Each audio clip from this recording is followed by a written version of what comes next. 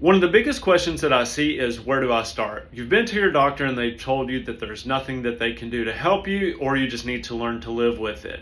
And you're frustrated, you're tired, you're hurting, so what do you do? Besides trauma-induced or surgical-induced neuropathies, what you need to do, if you haven't already cut out wheat, if you haven't cut out dairy, if you haven't cut out sugar, those are a very good first step. If you're already doing those things, but you're still eating tons of sugar, you're a diabetic, you're smoking, or you are an alcoholic, those are the other things that you need to start addressing. Now remember, this isn't an overnight change. It's not going to get better in probably a month, 2 or 3 months. Sometimes this can take several months. Most patients that I work with, especially as far as a traditional neuropathy, we're working anywhere between 9 to 15 months with them to reverse the damage with very specific protocols. If you have more of an autoimmune neuropathy or autoimmune gut health condition, we're working with these patients with very specific protocols for 4 to 6 months.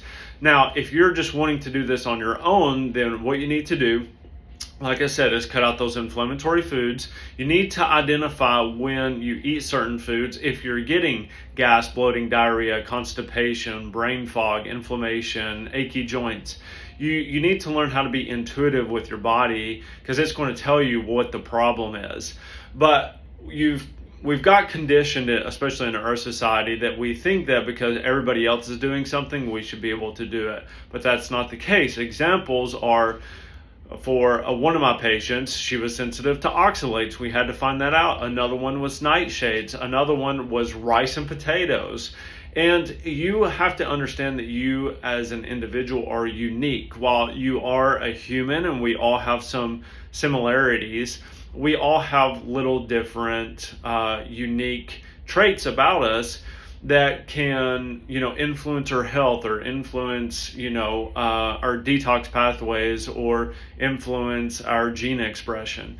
And when you understand this, and this is why I make these videos, to help educate you and give you a thought process to think about this, you can start influencing your health and your gene expression and all these things that contribute to an overall quality of life. So let me know what questions you have in the comments below. I do try. Sometimes there are tons of comments. You can shoot me a message. I'll try to get back to you as soon as possible. But, I am running a clinic. I run a virtual clinic, and then I do these videos. So I am busy, guys. It doesn't mean that I don't care about you. If I didn't care about you, I wouldn't make these videos.